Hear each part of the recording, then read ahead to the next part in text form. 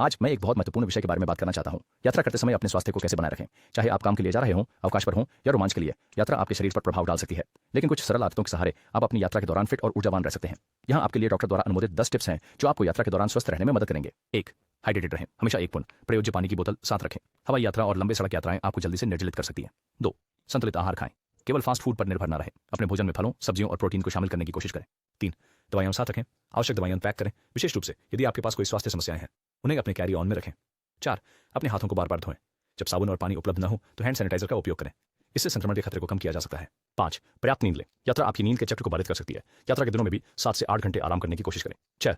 जब तक सुरक्षित न हो सड़क के खाने से बचें। जहां आप खाते हैं उस पर सावधान रहें। साफ सुथरे और अच्छी तरह से रिव्यू किए गए स्थानों पर जाएं ताकि फूड पॉइजनिंग से बचा जा सके। 7. घूमते रहें। लंबी उड़ानों या सड़क यात्राओं के दौरान हर कुछ घंटों में अपने पैर खींचें ताकि अकड़न या रक्त के धक्कों को रोका जा सके।